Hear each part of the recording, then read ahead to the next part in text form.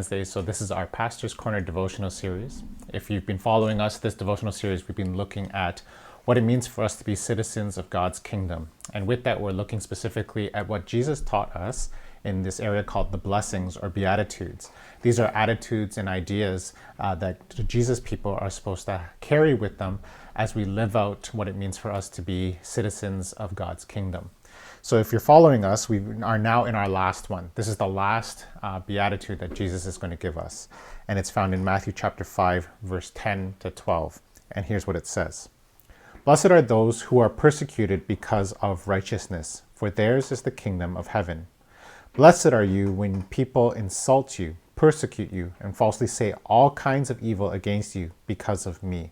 Rejoice and be glad, because great is your reward in heaven, for in the same way they persecuted the prophets who were before you. So just to note, I think this specific beatitude, this specific blessing that Jesus gives is probably the most difficult of all the ones that are on this list that he's giving us. All the other ones before this, they seem to be very positive, very helpful, very practical for all of us to consider.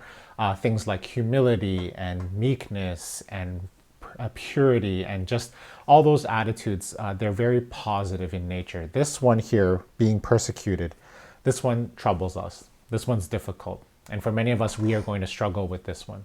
So let's first off look at this. We are going to be persecuted because of righteousness. And what does this mean? Well, persecution is not necessarily going to be a bad thing. But one of the things we have to consider is that this is not about you and me. This is not about us doing things for the sake of just doing things. We would be persecuted for doing right things in God's eyes. And that's a real travesty for us, because a lot of times we have fallen into this idea that somehow only bad things are supposed to happen to bad people and only good things are supposed to happen to good people.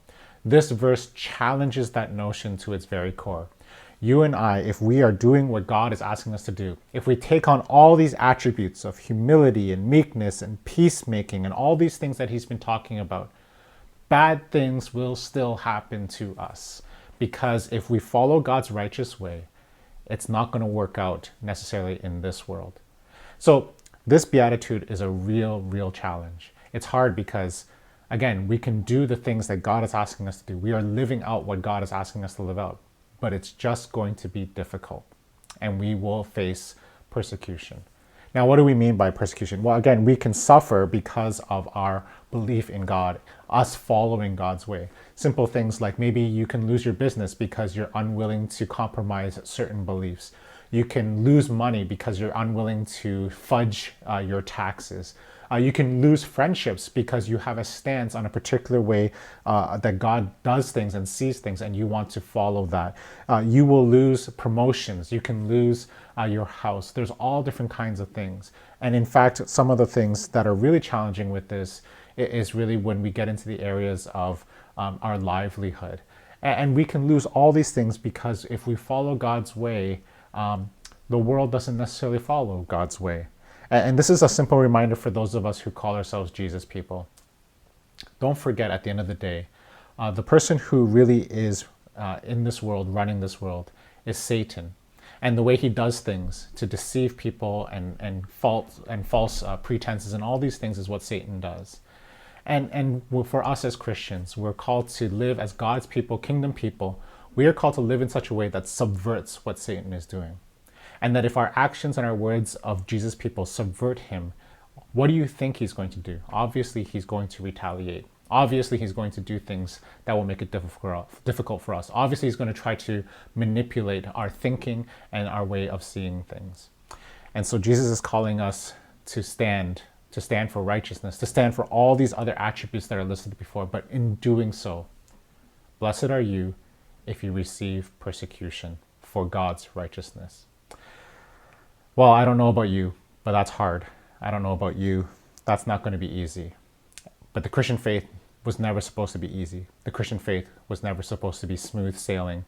It is always about putting God first and what God wants. It may not be what we want, but it's God's way.